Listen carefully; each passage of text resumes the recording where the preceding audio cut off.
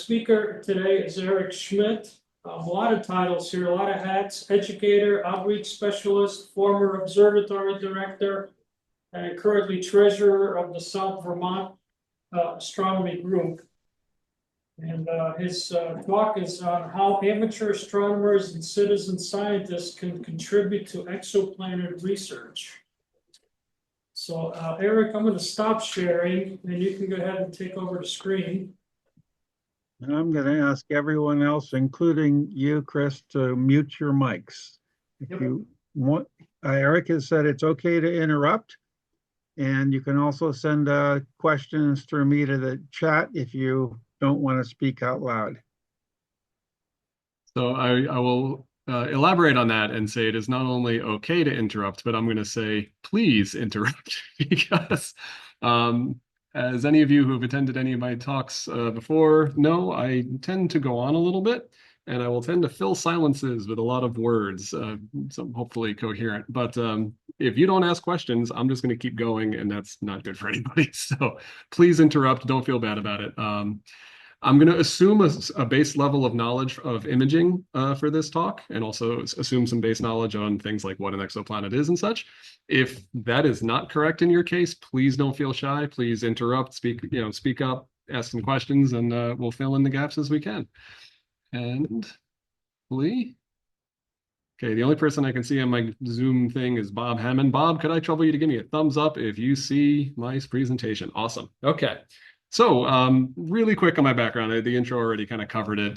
So I was the director of an observatory at a small private boarding high school. I got the very fortunate experience of writing a grant and getting a huge bag of money to build basically whatever I wanted. And I got to run that for several years. And so the information I'm going to present to you tonight came about because I was developing and running an astrophotography program with the students, because the pretty pictures hooks them in. But the ones who were more interested in science, or that I was kind of nudging towards doing more scientific projects, this was a very accessible and successful opportunity that was just kind of starting to roll out. That we actually had some fairly good success with. And now the program is not just restricted to educational institutions or astronomy groups, it is actually open to the public now. And I'll get into that a little bit more in a moment.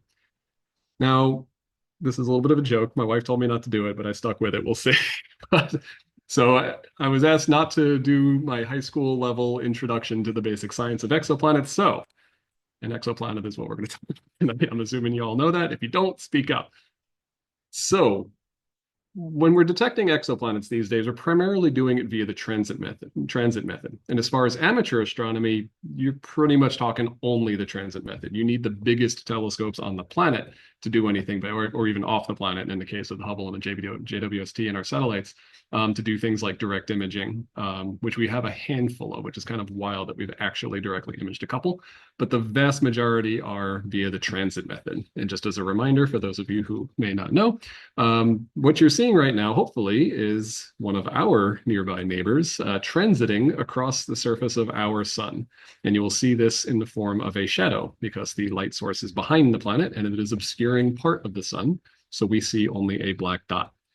This is, as I just said, nearly impossible for any star other than our own because of the ridiculous distances involved.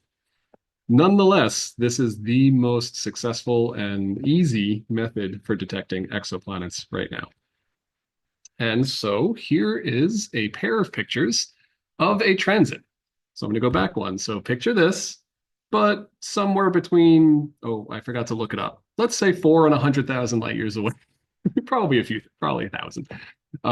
Significant distance away. This little tiny, hopefully you all can see my mouse, this little tiny dot in the middle of that frame is our target. This is actually 2 images as part of a sequence before and during the transit of exoplanet HAT P5b. The nomenclature here is the HAT, that's generally the survey that detected the exoplanet, star the number, and then B is the exoplanet itself. So if you have a system with multiple known exoplanets, you'll have B, C, D, and etc. So you might notice a little bit of a problem. There's no really easy to see black dot transiting across there. And this was taken, by the way, with this telescope.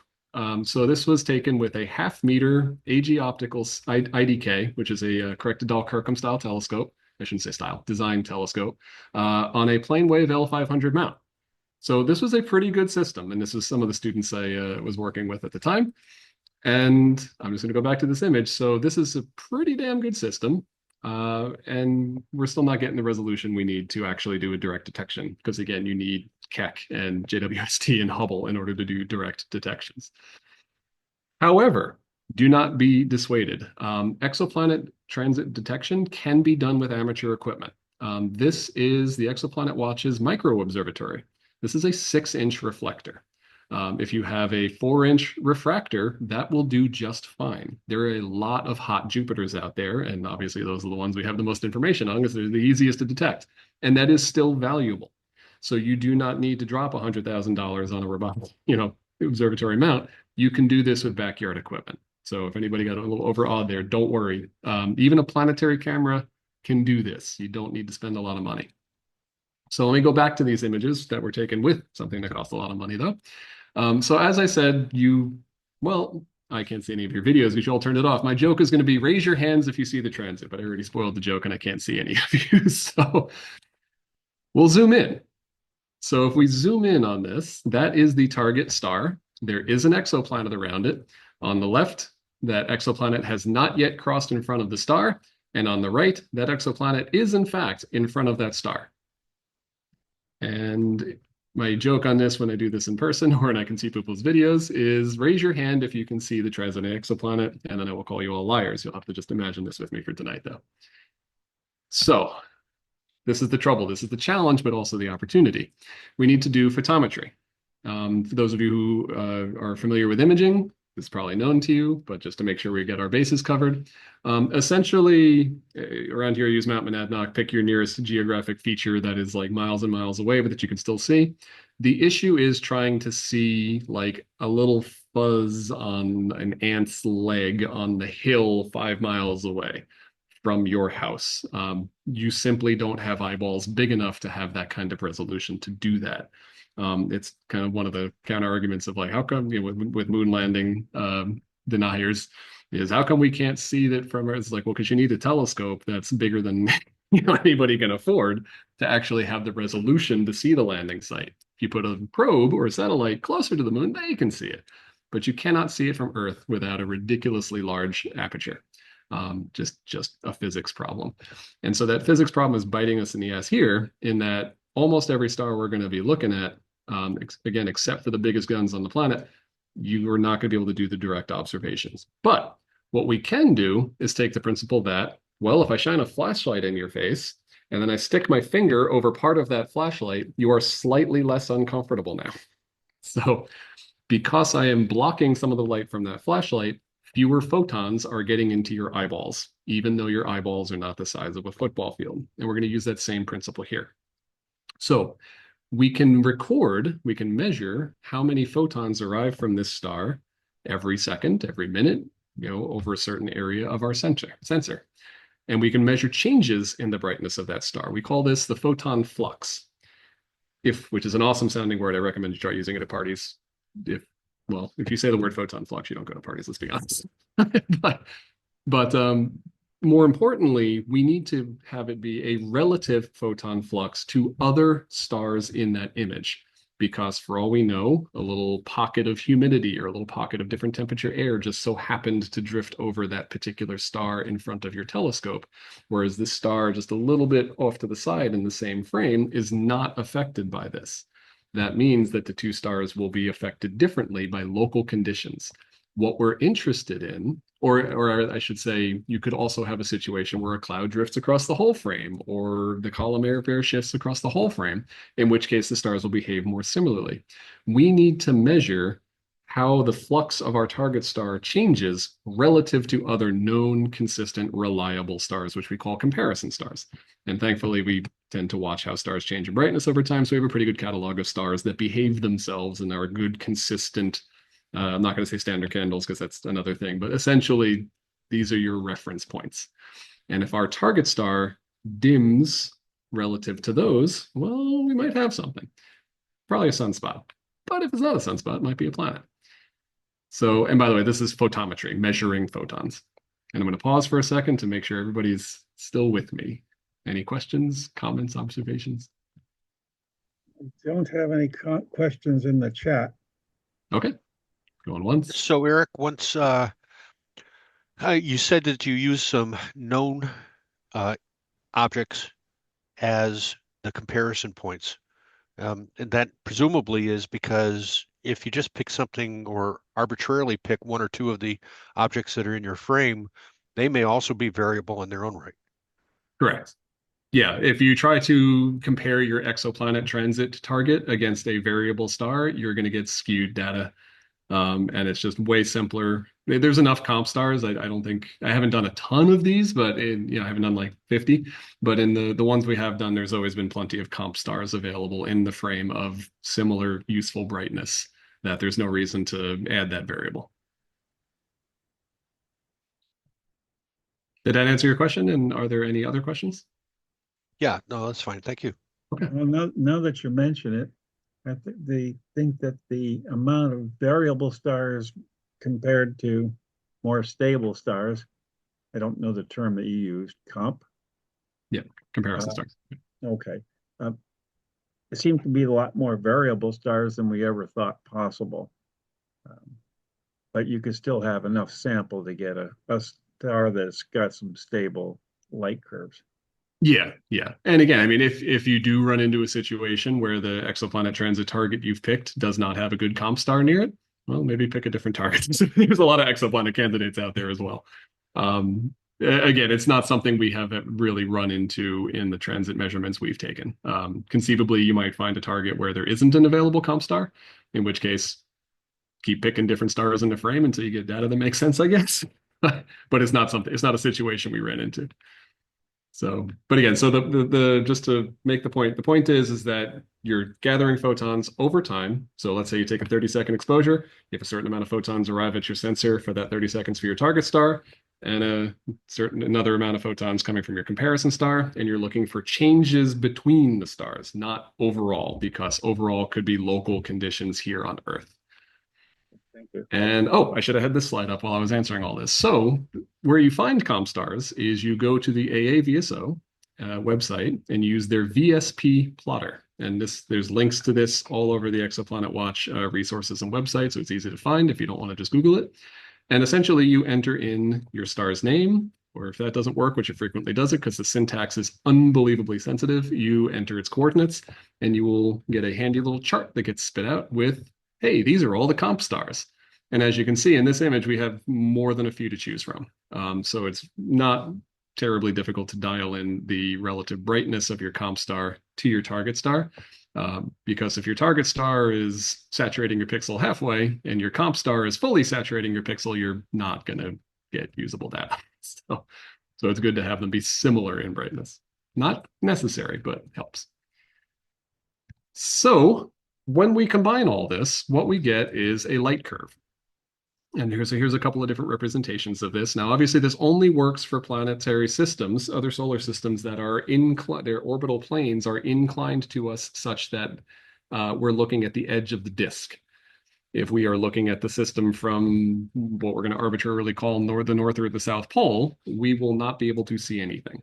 Thankfully, given the ridiculous number of solar systems available out there, statistically speaking, pretty much every area of space you could possibly take a picture of has at least a couple of solar systems that are just so happen to be inclined favorably towards us, where the transit method becomes effective. But just keep in mind, though, that when we start talking about having detected thousands of exoplanets, that is only out of the solar systems that are both nearby and orbitally perfectly edge on to us. So not all of them, right? It's actually a very, very tiny fraction of them. And we've already, with just that small sample set, detected thousands of exoplanets. So this is the golden age of exoplanet exploration, by the way. So for once, we were born at the right time. Most of us who wanted to contribute at the amateur level were a couple of decades or generations too late. But this is actually a frontier. You can actually still do it. So If any of you are not familiar with camera sensors and image processing, what you're going to see in the lower right-hand corner here is a representation of a couple of pixels on a camera sensor that then gets outputted to an image file that we can then look at and zoom into in extreme detail. And even if the star is so distant or so dim or so small or all of those things that it is represented by a single pixel on the camera, the change in brightness of that one pixel gives us usable data. That's enough. A little tough at the amateur level, granted, but it is enough. And so as the planet passes in front of that host star, the host star dims ever so slightly. This graph is very optimistic. It's dimming something like 94%. That's a big dip. You're most likely going to be working in the sub 1% range, realistically speaking. Eric, I have a question. Sure. Just to be clear, a transit doesn't have to occur at the equator of the star. It could happen on the lower limb or a diagonal or anything just in our plane, as long as it transits in front and not around. Correct. And ideally, it should fully cross, meaning you don't want the planet to only have half of the planet covering the disk of the star and the other half of the planet not, because that will give us very difficult to interpret measurements. Okay. Again, at the amateur level, professional level, obviously there's ways to deal with that, but at the amateur level, we want that disk to be fully in front of its host star relative to us. Thank you. So another question. If we're not oriented to the target star along its ecliptic, Venus, for instance, is really, really bright when it is quite a crescent, but it's off to the edge. And are there stars out there with exoplanets the size of Jupiter, perhaps, that have high luminosity reflectivity in a way that would actually change the light curve? If from reflected light from the parent star. That is a little bit beyond my expertise, but I'm going to take a stab at it. I'm going to say, in principle, yes.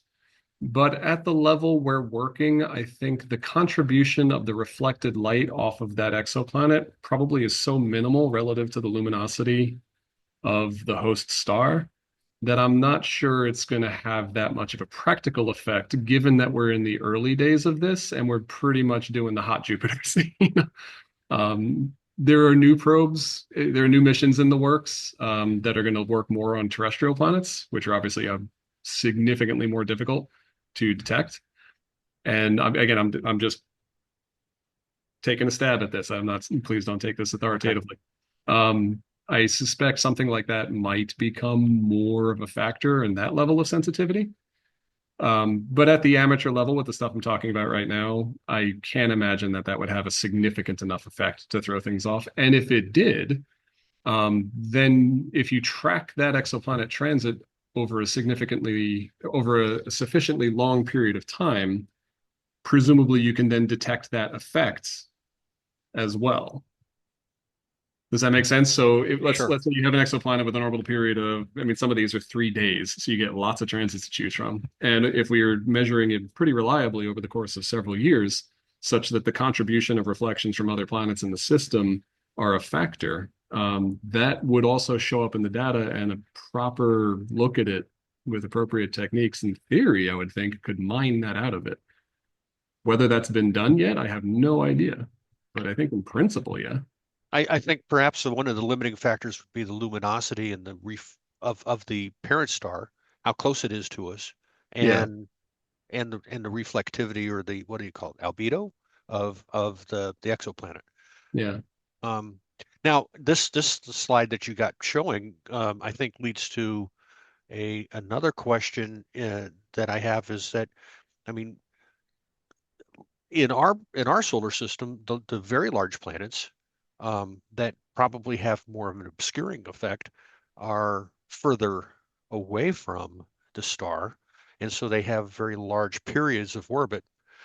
I mean, I think what you would depend upon here is reproducing the same result, right? Yes. Yeah, so, and that's one of the reasons why I'm pitching this project to y'all, because the follow-up observation is critical, because there's obviously a whole lot of reasons why a star might change in brightness. So for example, sunspots will show up as a light curve. The star was shining with a certain luminosity at one point, and then it dimmed slightly due to sunspots. The way you determine whether it is an exoplanet transiting sunspots, dust, some other thing is by the periodicity. And that requires long-term observation and frequent follow-up. And that's where the rub is, because we can detect dips all we like, but we got to keep watching. And there's just a lot of sky out there to cover and not enough optics and eyeballs and brains working it right now. I mean, the automation is excellent and improving, but there's still more horsepower is needed. And I guess what complicates the problem is that anything that's got any star that's got a planetary system probably has more than one planet. Probably. And so the light curves on that are going to be pretty interesting actually, because depending Yeah. on yeah, but the periodicities are going to be different depending on how many different um planet. Well, shoot. And I'm just thinking in our own solar system, we don't see Venus transiting the sun very often because of the elliptical orbits that we have and Venus has. So, Yes. boy, this is like a crapshoot, isn't Thankfully, there's a lot of stars out there. it? And that's really it. It's kind of the Drake equation for exoplanets is, yeah, but if the odds are really, really, really small, but you roll the dice a trillion times, you're going to have more than enough work on your hands to keep up even with those hits. And yes, I mean, so solar systems with one planet, two planets appear to be unusual as far as we can tell right now. But again, like we're still at that point where theory is just starting to kind of come up against the data as we're starting to gather more of this data over the last decade or two. But yeah, that's why most of our exoplanets are very close in, simply because we need 200 years of constant observation to observe the planets with a 200-year or period. However, the planets with a 10-day period, well, that's easy. So obviously our database right now is highly skewed towards planets that are very, very close in and have extremely short periods, just because they're the easiest to observe. And it's really easy to determine that they're not sunspots or some other phenomena. And as you said, if there are multiple planets, they can both transit at the same time, and you end. I don't have a graphic for it, unfortunately, but you can Google this. You'll end up with a double light curve. You'll see the light curve start, and then suddenly there'll be like an additional light curve riding on top of it, and that happens, and you go, oh, well, that's exoplanet such and such C. Yeah. And that has happened. That has been detected. My students tried to do one. The B planet was good, big, and easy, but the C planet was just a little too far outside of our sensitivity. It was a little small. We couldn't quite make it out, but we tried. So, anything else, or and did I address all of your questions, comments? Oh yeah, yeah, Okay. that's fun stuff. Oh, yeah. All right. Well, if there's anybody else, feel free to interrupt. Otherwise, I'm going to proceed. Well, I'm going to interrupt from a Go ahead. question that came into the chat. And it's about it's about actually a two-part question. It's about, have you heard or used a spectroscopy software called BAS from the British Astronomical Association? I have not. Again, I was working at the high school level. We used, was it RSpec? RSpec, yeah, Yeah, that's what yeah, a little most bit. of the country uses, or except ISIS. Believe it or not, that's spectroscopy software by name. I think they were first, but I worked at a college in the aughts, and the attendance and grading system was named ISIS. And then when certain political events took place, we had a large overhaul of the system, such that it was no longer called ISIS, and it was a huge pain in the butt to switch over. gotcha. Yeah, Understood. so my experience with spectroscopy hands-on is fairly limited, just to some kind of demo level stuff at the RSpec software. So I can't speak to that very much practically, just a little bit in theory. Good, thank you. So I'm going to gloss over this a little bit because the conversation has been good and I don't want to keep you guys up all night. So the way we have done most of our large-scale exoplanet surveys has been to launch missions out into space, get them out of the damn atmosphere and all of the trouble that it causes. And Kepler was very, very successful at this. It was out there from 2009 and was retired in 2018. Its job was to stare at one very particular, fairly small part of the sky out to a distance of about approximately 3,000 light years. Now, that is not a lot. To put this in perspective, here is a approximate map of the Milky Way. Again, not accurate because it's hard to see it from inside of it. But if you look here to the left, this little tiny blue triangle, that is the original Kepler mission search area. And what it did is it spent a long time looking at a small area so that we could see that repeatability, that periodicity that differentiates an exoplanet from other phenomena. And then this was so successful, and as our missions tend to be, it was engineered so well that it didn't break. And so they did another mission with it where we used it for microlens searching, which is using relativity and essentially the bending of light as planets transit around their host stars, which opens up the options a little bit, but obviously is incredibly difficult and sensitive and not something an amateur can do. And that conducted a search out to a much longer distance. And just most of you, if you're astronomers, are familiar with this, but just to make everybody feel small and remind you of your insignificance in the cosmic vastness, this is another image of the Milky Way, or I should say approximate animation of the Milky Way, or artist rendition as it may be. And in the zoomed area, this little tiny itty bitty blue dot represents a 200 light year diameter. And you're all familiar with the speed of light, I hope, and how long we've been making radio broadcasts, and humanity would not be able to detect itself from that distance at our current level of technology. So we have really just gotten started. We have barely dipped our toe in the water in terms of mapping exoplanets in our own galaxy. But we're getting better. So this is TESS, which is, as astronomers do, creatively named it the Transiting Exoplanet Survey Satellite. Tells you exactly what it does in the name. So this launched in 2018 and is currently working. This utilizes the completely opposite approach of Kepler. It will survey almost the entire sky, but only out to a very short distance. Excuse me one moment. And so there's a nice couple of people there and some clean room suits for scale. And you might notice at the top here that there are actually 4 cameras and sets of optics. So this is a wide field surveying satellite. And this traditionally takes a moment to load. Oh, no, I got a new computer and it worked beautifully. So this is how TESS searches. It does a scanning pattern. It does not stick around in one area particularly long.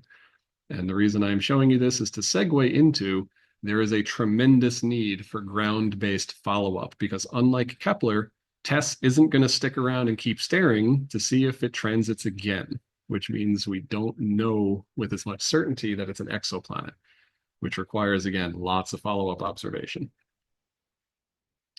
And this was my graphic in case that didn't work, but it worked, so we're good. So here's the task. I picked a random exoplanet. And then I picked a couple more until I found one that had really bad uncertainties to make my point. So this is the exoplanet KOI 217b. And this is our current data set regarding how specific, how closely we can nail down exactly when this exoplanet transits. And you might notice that we have kind of a plus or minus 5 minutes here. That's not great. And I would also like to direct your attention to the bottom of the screen here where it says total reductions to date. Reductions mean processed by the software I'm about to show you. Only 2. So we do not have a lot of follow-up data on this target. Now, what this means is that if somebody with some grant funding, who has some letters after their name, who would like to do some research on an exoplanet, if you present a proposal to say, hey, I would like some JWST or Keck time to go study this exoplanet, and your proposal is like, okay, when do you need the data for? And he's like, approximately somewhere around here, you're not going to get funded. So it is very, very important to use cheap, free labor and citizen science with smaller amateur level telescopes to take more data of these known transits so that we can refine the uncertainties, so that we can nail this down to a minute or seconds or even fractions of a second, so that when studies are conducted with the big guns that cost many hundreds of dollars per second to operate, we can really efficiently use them and make sure we're getting the best bang for our buck. There's way more science that needs to be done versus the amount of equipment and funding available to do it. And this does make the difference. So this is where y'all come in. Because with a 4-inch refractor in your backyard, unless you get extraordinarily lucky, you're probably not going to detect a brand new, previously unknown exoplanet, but you don't know until you try. But what you can be extremely helpful with, like seriously, legitimately helpful to the scientific endeavor with, is doing these follow-up observations on exoplanets that are already known. And we have detected and confirmed, this is probably out of date already because I made this slide 3 months ago, 5,800 exoplanets so far, and we have 7,300 candidates awaiting confirmation, largely through the TESS program. And it is possible for universities, for example, to become certified through the TESS program to do the actual, like, we're not sure this is an exoplanet, we need to figure out whether it is one. You can get a program certified to participate in that program, and it would be awesome. But that does require a whole lot more work and funding. So at the amateur level, it is the follow-up observations to narrow down those uncertainties, because if a measurement hasn't been taken in a couple of years, the drift adds up. It's tolerance stacking. If your first measurement was off by 30 seconds, and then the next year it's off by more, and the next year it's off by more, and the next year it's off by more, you got to come back and look at it so you can refine that measurement, plug the data into the formulas, and refine our numbers, because that's how we're going to figure this stuff out. So we need help. And by we, I mean, by the way, I don't work for Exoplanet Watch. I am just some guy, as John laughs whenever I say it seems, who participated in this program and thought it was cool. And I'm encouraging you to do so. So we, as in humanity and the astronomy community and the exoplanet project in general, need help. So this is a QR code that will take you to the Exoplanet Watch website. And there's also the link there if you want to type it the long way. This is a NASA-funded citizen science collaborative project. It is staffed by a couple of postdocs, and they actually have helpers. And they are funded through 2026. And the program is now, again, as I said earlier, open to the public. So anybody can jump in and participate. And this is kind of their spiel. And that's what I'm going to walk you through right now. And if I end up keeping you guys a little too late, feel free to cut me off or tell me to hurry up. So I'm going to go back 1 second. So let's say I have persuaded you. You're like, this is cool. I'm going to go observe an exoplanet and help out. That sounds fun. And I'm tired of having to dial in my rig to unbelievable precision to do pretty pictures. You want to watch it? You want to observe an exoplanet? How do you know where to point your scope? So the Exoplanet Watch has a Slack channel. Slack meaning something that's like Microsoft Teams. It's a communication software. It's very good. SoVerA uses it. If you like SoVerA, get on SoVerA Slack. We're lonely there. So if you go on their website here in the lower left, you'll see, and this is a little out of date, sorry, but there'll be special observing campaigns. It's very simple. If you're in the Northern Hemisphere or you're in North America and it's this month, please look at this target. We want data for this target. Can't be any easier than that. Or you can hang out on the Slack channel, and people who are doing papers and doing their PhDs on this stuff will actually say, as some comments I've cut and paste here, hey, we're doing some work on this particular exoplanet, but we're short on data. We're basically, can you help us? And that's cool that you can just get on Slack, or if you're working with students, you can point your students on Slack and be like, hey, there's a scientist who needs data, and you can give it to them. You should go do that. It's awesome. If you are the more independently minded sort, if you're the sort who, like me, who uses the self-checkout rather than interact with another human being, we have the Swarthmore College Exoplanet Transit Finder.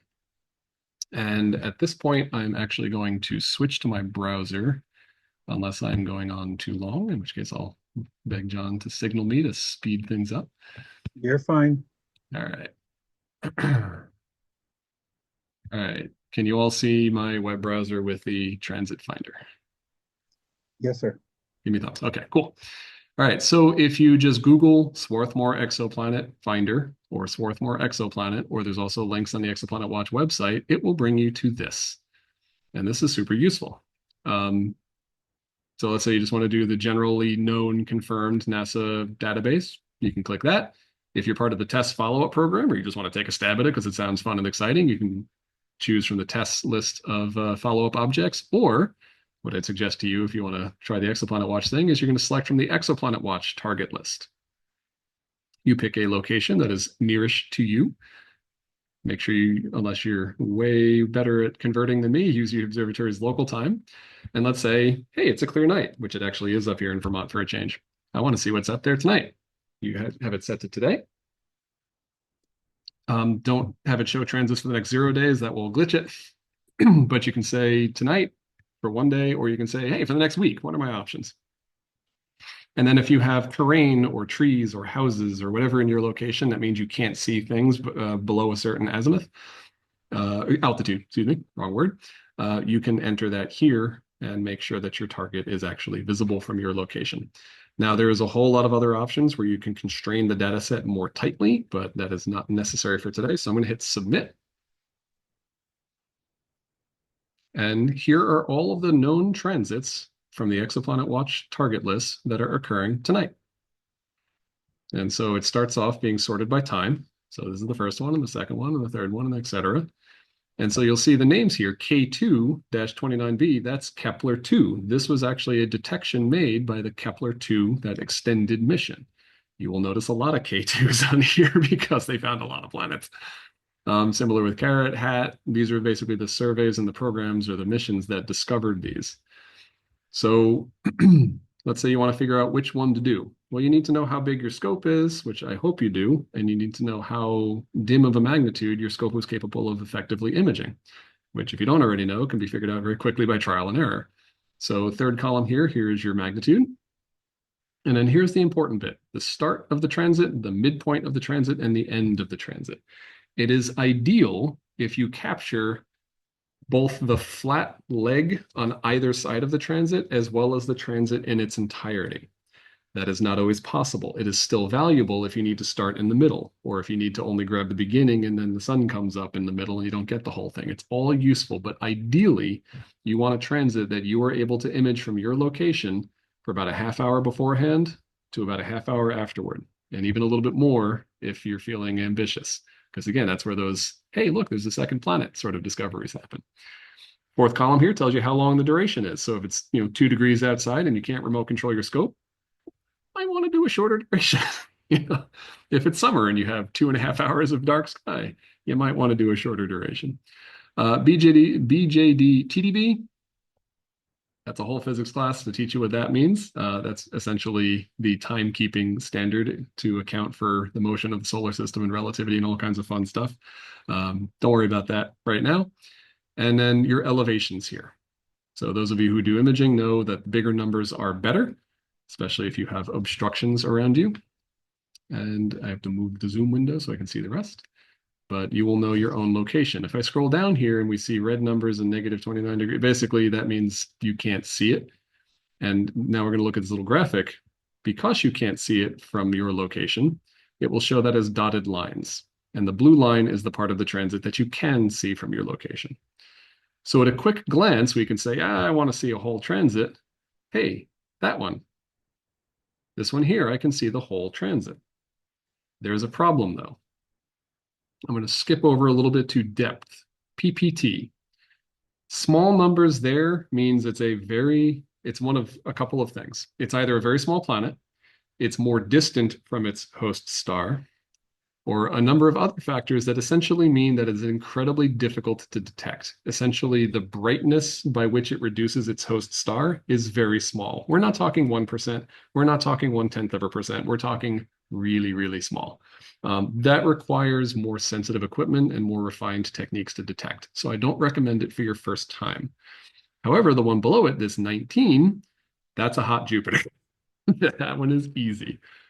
That is such a hot Jupiter that its period is 1.51 days. So this is a Jupiter-sized planet, likely, I'm just guessing, that has a year that is 1.51 Earth days. Yeah. Oh boy. And if all of this is overwhelming and you're just like, yeah, just tell me what to do, sort by Exoplanet Watch rank, and the smaller numbers are more important and are more valuable for you to collect for. So focus your attentions on them. So I have just thrown a tremendous amount of information at you. So while you're processing that, I'm going to say one last thing, which is here are your coordinates. You can cut and paste them into your imaging software. And if you're a little bit more of the old school type, There are a ton of handy links here that will provide star charts or sample images from sky surveys that will help you identify your target amongst the masses of stars out there. And I'm going to pause for a moment here to let everybody catch up and have a look and ask any questions about the Swarthmore Exoplanet Transit Finder.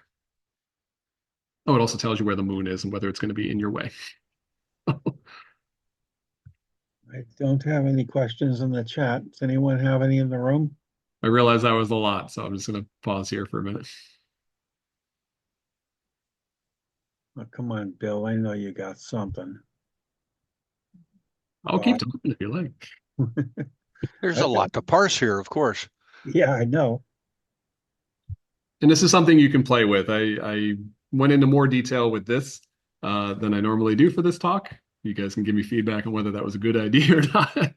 But this is something you can just plug in some numbers and start clicking around and kind of play with. It's pretty straightforward. You get the sense of it very quickly. I thought it was great myself. You probably got, if you wanted to hold it 15 minutes for Q&A, you probably got about 5 minutes. But since you've been doing the Q and the A at the same time, you might as well take up the next 10. Okay, I will keep going then. Unless I see people waving. No, please don't. All right, so I'm going to go back to my PowerPoint. So the next thing you do, let's say you've decided on a target. You acquire your image sequence. Like, do it, do the thing, take the pictures. I'm sorry about the wall of text in this slide. I just kind of filled this in for this group because I was told there's a lot of images in this group. I don't have graphics, I apologize. The thing that's nice about exoplanet transit work is, just like variable star work, the focus isn't critical. You don't have to have it dialed in perfectly. In fact, there are some that argue that defocusing the star intentionally to spread the light over more pixels and to avoid oversaturation is actually desirable. So if your stuff doesn't focus perfectly, if you have an SCT and your focus is very soft, who cares? We're not making pretty pictures here. You're just gathering photons. They don't have to look good. You just have to be able to count them. You don't have to dither. There's kind of a debate on this. For those of you who don't know, dithering is essentially between frames, you move the telescope ever so slightly. So all the dust motes and optical defects and bad pixels or misbehaving pixels in your camera are always in different places so that you can average them out when you combine your images. You don't have to do that with exoplanets. But at the observatory I ran, you had to stop the sequence at 1 a.m. and restart it to turn dithering on and off. So we just kept dithering on because we were doing exoplanet work and student astrophotography work, and we didn't experience any problems with that. You also don't need to have fancy filters. Luminance filter is fine. One-shot color cameras are fine. There's also Astrodon sells an exoplanet-specific one. We used it.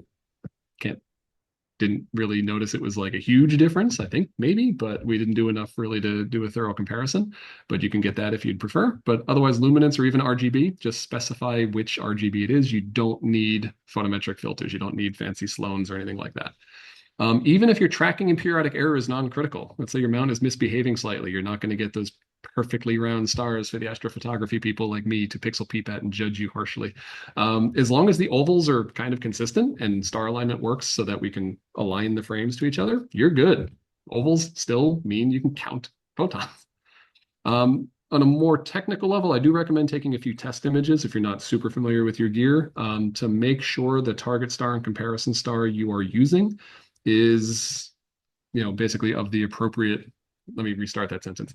You want to set your exposure just like normal. You don't want to oversaturate, nor do you want to underexpose. The amount of light you gather from your target and comparison stars needs to be sufficient to rise above your various noise sources, just as usual, just as any other kind of imaging you'd be doing. But saturation is absolutely unacceptable here. Different from astrophotography. Some other stars in frame can be saturated, but your target and comparison stars cannot under any circumstances be saturated. That means lost data, which means the relative flux calculation cannot be made, which means you're wasting your time. Every sensor will have a certain range within which it is linear. And then as you begin to saturate your pixels, its linearity will fall off. Don't saturate the pixels that much. So in the camera I was using, that was around 50 to 55,000 ADU on a 16-bit sensor. Don't go above that. Don't even go near it. Stay below it. You know, you don't have to go all the way down to barely above your background noise, but do not risk losing data. And if anybody needs an explanation on that, feel free to interrupt me. More numerous short exposures are more valuable than fewer long exposures. And the reason for that is one of the things we're trying to calculate very accurately is exactly when that transit occurs. So if you're having a 3-minute exposure and the transit starts somewhere in that 3 minutes, you actually have very poor time resolution. Whereas if we're able, it depends on the aperture of your scope and the sensitivity of your sensor and the brightness of the star, all that good stuff. But essentially, if you're able to get, let's say, 15 or 30-second exposures, that's much more useful because combined with other people's 15 and 30-second exposures, basically the software can calculate much more accurately exactly when that transit occurred. And that's how we figure everything out. Last thing, make sure your computer's clock is accurate. That's not really as much of a problem these days as it used to be. Oops. But there are also little software packages that will synchronize it to very accurate atomic clocks. They're pretty unobtrusive. You might want to try it. But basically, the metadata in your images needs to be tagged very precisely. So make sure your computer's clock is not off by 2 or 3 minutes for some reason. All right. So let's say you've acquired your images. You do need to use Google for the Exoplanet Watch's software. You're going to upload your data set to Google, to your drive. If you have an IMX455 sensor, commonly known as the ASI 6200 or the QHY 600, I'm sorry. And then for those of you who don't get that joke, those cameras produce massive file sizes. Every image is 120 megs before you do anything to them. It hurts when you have a 300 image sequence that you need to upload to your Google Drive. Also, if you can pre-calibrate. So for example, I use now personally, and we used at the observatory PixInsight. You can calibrate in PixInsight, and you can star align in PixInsight or any other software if you're choosing, and then process them through Exoplanet Watch. But you also don't need to. You also don't even really need to calibrate. It's not that critical. But if you do, make sure your FITS files are 16-bit integer. PixInsight loves to convert things to 32-bit floating point. The software will not work. We lost 2 months trying to figure that one out. Not too many people who were in the Exoplanet Watch were running things through PixInsight at that point. So we had a unique error that we couldn't figure out the problem. Frustrated student. Don't do that. So after that, and given the time, I'm not going to run through this too much. There are excellent tutorials available for this. The Exoplanet Watch website has a link to this. This is a stack of software called Exotic. It is run on the Google Colab, which means a cloud virtual machine. When my students and I first embarked on this, it was a Linux Python command prompt program. My student became so frustrated, she embarked on an 18-month journey of learning Python, just trying to make the damn thing work. And we were not terribly successful. There is now a GUI. This is actually really way better than it was in the old days. That's why they've rolled it out to the public. And on that Slack channel, you have NASA postdocs at beck and call. If you run into a bug, you cut and paste the code, the error, you post it to Slack. Usually within like a half hour or an hour or two, a NASA postdoc will respond to you, help you through it, or they'll say, oh, you found a glitch. We just fixed it. Try it now, which is kind of a cool experience for students and amateurs to have. But again, there's tutorials on this. Essentially, you feed your data into this. It uses your Google Drive as the hard drive. It reads the images off of it. You tell it things about your telescope, like what the target is, what the filter you were using, and then you give it the coordinates within the image of your target and comparison stars. And then you pretty much hit the go button and you come back some number of minutes or hours later, and it's done. It's actually pretty straightforward. You don't have to do that much of the hard work. And what it spits out is this, a light curve and a couple of images of your target and comparison star. This is actually me and my students' first successful detection. It was a super Jupiter, super hot Jupiter with a orbital period of 3 days. There's no sense starting on a hard one. Make sure it works. Start on an easy one. And you notice this monster planet super close to its host star only dimmed the host star by just a hair under 1%. So once Exotic finishes running, it will put a folder on your Google Drive next to your images called Output. And in that output folder will be a whole bunch of stuff. Among that stuff will be a text file. That text file will contain a staggering amount of numbers. Don't bother trying to read it. It's one of those things where it's not really meant for human consumption. What you're going to do is you're going to take that and you're going to go to the AAVSO, and you're going to need to make an account with them. You're going to get an observer code. You're going to go to their website and click Submit and Access Data. And then you're going to click on Upload Exoplanet Data. And then you're going to upload that text file and one of the sample images to the mothership. And that's it. You're done. You have just helped. And to show you how you have helped, I'm going to go back to my browser. And again, feel free to interrupt at any point here. While he's doing that, I just want to make it known that when you're doing this on the AAVSO website, you don't have to have an $85 a year AAVSO membership. What you're doing here is science for free. Oh, yeah, we never paid a dime, and none of my students ever paid a dime for that. There's no cost to any of this except for you doing the telescope part. And also, if you don't have a telescope, if you don't have an imaging rig, there are remote observatories as part of this program that you can sign up for time for at no cost. There are also observatories that just gather data and just kind of have it out there for people to then take and process it. And there's not enough people processing it. So there's actually data available waiting to be processed if you just want to plug it in through the software. So please don't let a lack of a fancy or expensive equipment be a barrier. There are other options where you can get data, where you can contribute to this. And I'm still waiting for the Zoom thing to go away so I can, okay, I'm just going to move my window down so I can click on it. Zoom is behaving badly on this computer. So if you go to the Exoplanet Watch website and you click on results, you will have a very long web page here that has a whole lot of exoplanets. And if you click on, for example, the one that was our first successful detection, Kilt 4 AB, here is the results page for this exoplanet. Now you can see this one has very tightly constrained uncertainties. There's pretty good data on this one, knowing when that transit happens. Here is everybody's data who has uploaded. And you can see the tag here. So AAVSO means it was somebody like one of us uploading it. We're competing with TESS. That's fine. TESS is doing a lot. But there's only 14 data contributions on this exoplanet. That's not a tremendous amount. And then here's all the information you could ever want to know about that star and that exoplanet. Ooh. Oh, was that sorry, I just heard a sound. John, was somebody just trying to talk to me, or was that a computer glitch? No, nothing on Oh, this that was my wife. I'm sorry. She just owned up to it. So the other thing I'm going to show on this is if you go to the AAVSO exoplanet database and you type in an observer code. So for example, this is the observer code that my students and I were using. And you hit search. And oh, internet, please don't fail me now. Okay, it usually doesn't take this long. I think it might have glitched. Oh, here we go. Here's all the data you've uploaded,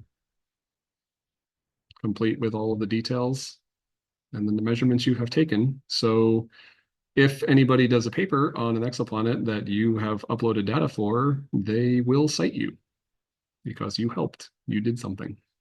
You gave them the data they need. And so any of you who do educational outreach or if you're an educator yourself, again, this is a fantastic student project.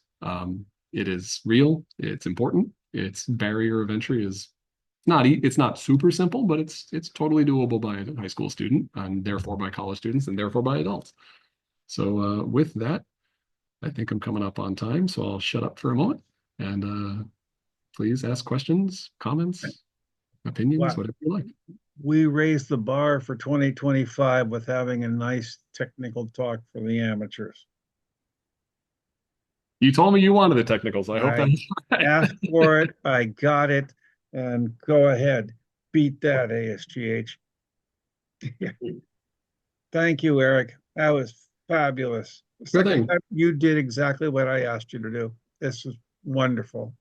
Well, are there any pitchforks in the background about that though? No, man, my heart's going pitter patter. It was just what I was looking for here. All right. So I want to make Oh, you sure. do have, there's a question from Bill. Excellent. I want to make sure I didn't lose anybody. If that was over your head and you want to, if like one part of it was unclear and you want clarification, please speak up. Don't be shy. Anybody have any questions in the room? Now go ahead, Bill. You've got your mic on now. Okay. That was applause. Actually, I really enjoyed this talk. Thank you very much. I had one question. I don't.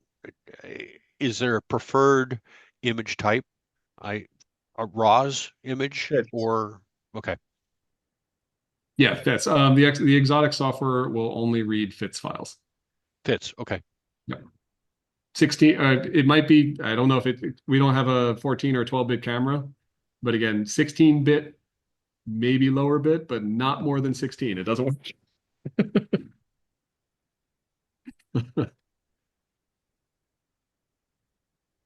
Anybody in the real world there?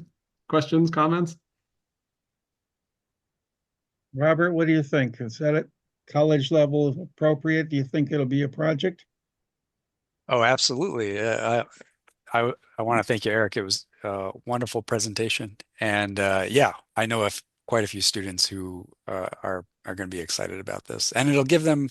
I love this idea because it gives new students learning photography and photometry. It's a purpose. It's a wonderful purpose. It's a scientific purpose, and that's Yes. great. And both the C11 and the APO would be both perfect for it. Yeah. Oh yeah, yeah. Now we get to actually use it. Besides looking at the moon and Yeah. put it to And work. if you pick some low-hanging fruit on the hot Jupiter department, you can also take usable data while the moon is up. Okay. It's unlike astrophotography, it doesn't totally screw you up unless you do a narrowband. You can actually, so it's actually, if you're doing an astrophotography program and you got a full moon that night and a clear night, you're like, hey, I can actually do some exoplanet work. I'm not going to lose the night. So, all right. Well, I either I put them to sleep or they got no questions. I see Jeff smiling. You gonna ask a question there, Jeff, or just smiling because you're like to think about what's possible? Or he might be cleaning Yeah, his. no, it was just a enjoyable talk. I second what was said that it's nice to have one that's a little more sciencey. So I definitely enjoyed it. My background is a degree in physics, although I work as an engineer. So it's fun to hear some aspects of it that are a little more technical. And I don't have a scope that I think or the setup that would work with this. So the option of perhaps looking online for somebody else's data set or getting free time in an observatory, that also through the AAVSO or through the which website? So the Exoplanet Um, Watch I was jotting down a maintains couple of their. Yeah, the Exoplanet Watch maintains a micro observatory that they have tasked for public use on this project. Oh, okay. What scope you're using, Jeff? Okay. Remember. Thanks. I've got a very old one that was a gift. It was a 6 inch. It's just point and shoot scope. It doesn't have a drive or anything. And I have a very inexpensive one from a family member. So and I don't have a great observing yard, but so yeah. So for something like this, using somebody else's data would probably be something I might explore. Hmm. That certainly puts your degree to use again. I have another question. I heard somebody had a question. Go for Yes, it. sir. We've been talking a lot about the new C-Star like capability and how approachable it is for amateur astronomers to actually start seeing deep sky objects. But it occurs to me that if that you could use a C-Star to image the part of the sky that you're interested in, convert the output to FITS using PixInsight, and it could potentially be useful. Well, Yeah, you I'm made not it familiar with whether the output. C star keeps the images it takes in a raw format. If it keeps It them does. linear, it No, does? Okay, then it it'll be does useful. have FITS files, the C Yeah, star. and they are by default, you know, they will show you a stacked image, but they will also keep all the raw bits files. Okay, yeah, as long as it outputs raw linear files, that should But be usable. it's only 2 inches of aperture, where a Celestron Origin is a 6-inch Raza f2.2. Might be a better Well, choice. for the price of what, 12 C star? So- Yeah, maybe so. Yeah, I mean, so one of my, so I'm no longer a full-time teacher, but one of the things I do is I kind of am kind of an educational observatory consultant of sorts. And my advice for schools these days actually is don't drop $250,000 or $500,000 on an observatory in New England.